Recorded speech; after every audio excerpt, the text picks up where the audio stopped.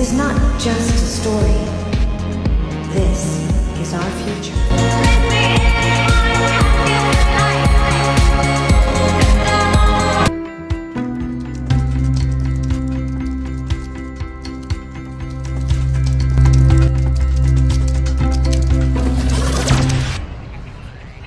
This model so they can predict decades into the future.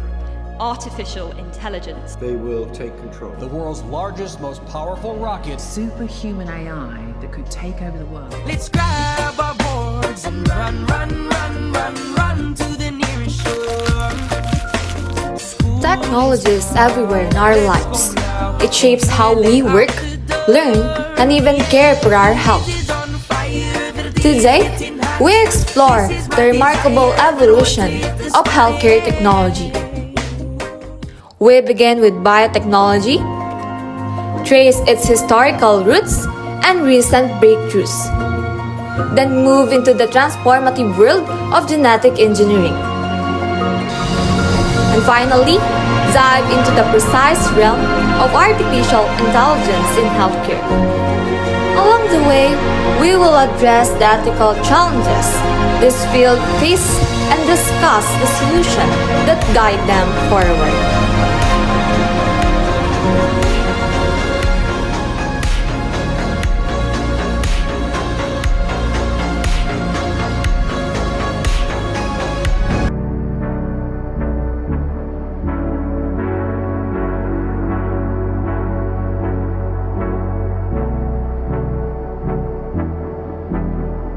Biotechnology journey in healthcare began in laboratory. In many clinical labs, including Laboratory NU, microbiology plays a critical role in patient care. One standard method is the culture and sensitivity test. Using a nutrient-rich gel called agar, samples from patients are spread on plates to grow bacteria. Once the bacteria from colonies antibiotic impregnated discs are placed on the surface, by measuring the clear zone where bacteria do not grow, scientists determine which antibiotics will work best for a patient. This simple yet powerful technique has saved countless lives by guiding doctors to the right treatment.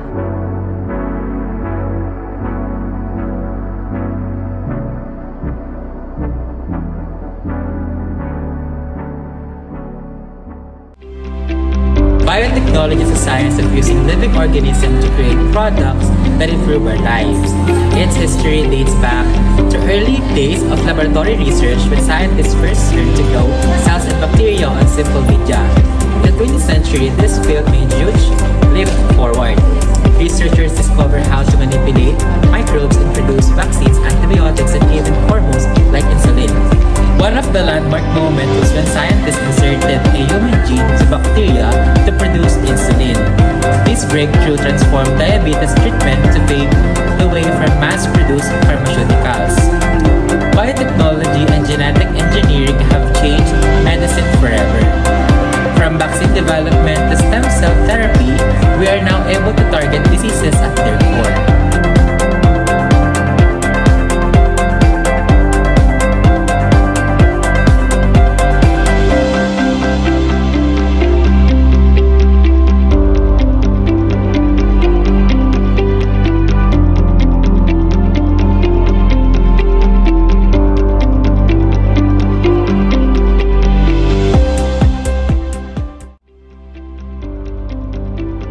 Immunotherapy has revolutionized cancer treatment, allowing patients to use their own immune system to fight tumors. However, challenges remain, including accessibility and cost.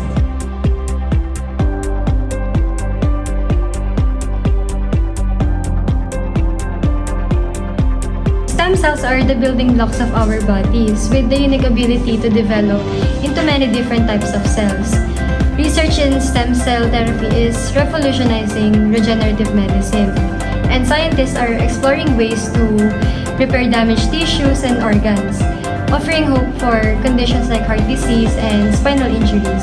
Stem cell is constantly evolving, leading to new treatment protocols and clinical trials that aim to restore normal function in patients. Stem cell therapy holds great promise. Stem cells for vision loss, completely experimental. But ethical debates continue regarding the use of embryonic stem cells. Scientists are working on alternative sources like induced pluripotent stem cells to address these common concerns.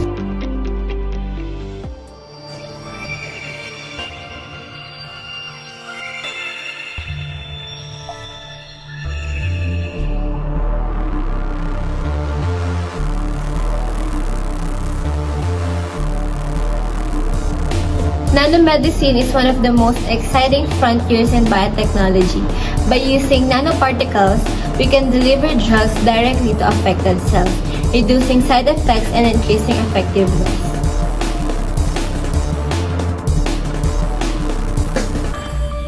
Imagine a tiny robot traveling through your bloodstream, seeking out and destroying cancer cells. That's the potential of nanomedicine.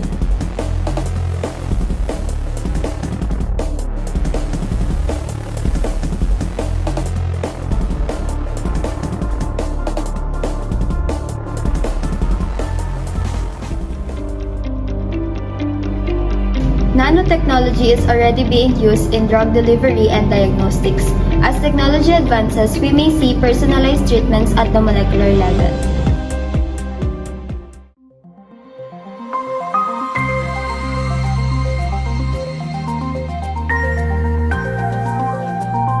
Genetic engineering allows us to modify the genetic code of living organisms directly. The journey began with early experiments in the 1970s that led to the development of recombinant DNA techniques. These methods gave scientists the power to cut, splice, and rearrange DNA, marking the beginning of gene editing. A major milestone was the Human Genome Project, completed in 2003, which mapped all of our genes and provided a detailed blueprint for understanding human biology. This monumental achievement has paved the way for precise genetic editing, enabling scientists to understand the causes of diseases at a molecular level and to develop targeted treatments. Genetic engineering marks a new era in healthcare by allowing us to alter the very blueprint of life, our DNA. Gene therapy allows us to treat genetic disorders by modifying or replacing defective genes. This is already being used for conditions like sickle cell disease and certain types of blindness. While gene therapy has shown promising results, challenges such as delivery methods and long-term effects still need to be addressed.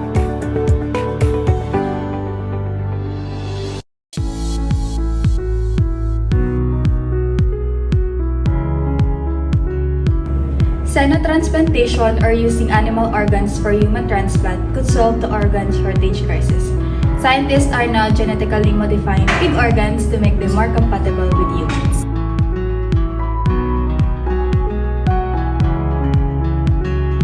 Genetically engineered pig organs could provide life-saving transplant, but the risk of immune rejection and ethical concern remain major challenges.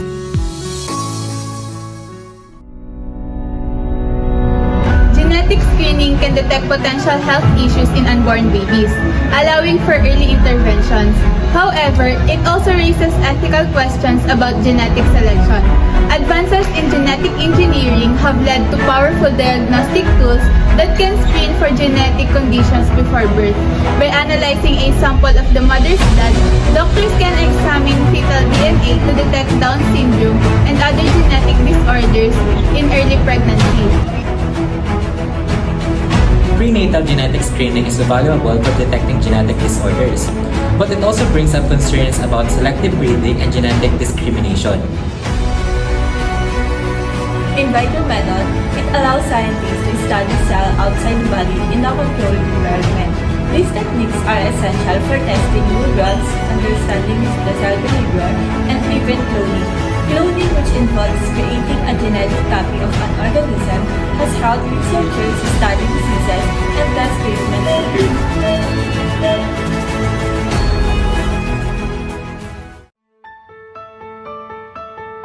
As our understanding of biology deepens, artificial intelligence or AI is now taking center in healthcare. AI uses computer algorithms to learn from vast amounts of data and make informed decisions.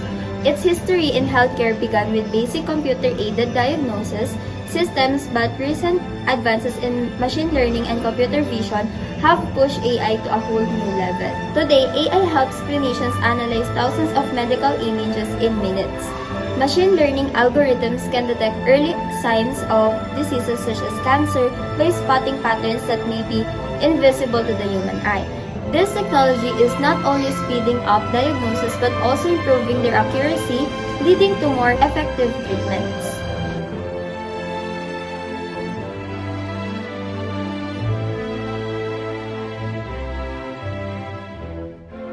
Artificial intelligence is another game changer in medicine. AI can analyze medical data faster than humans, assisting doctors in diagnosing diseases with greater accuracy.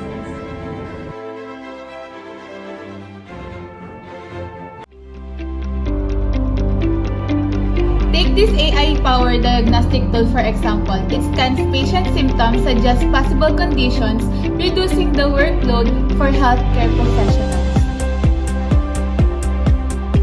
AI is a powerful tool, but it should not support, not replace human decision-making. Ethical concerns like bias in AI and data privacy must be addressed.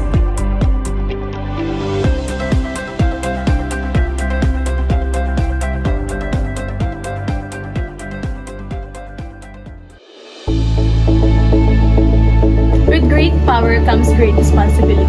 While AI and genetic engineering offers incredible potential, they also raise serious ethical questions. For instance, should we allow genetic modifications for non-medical reasons?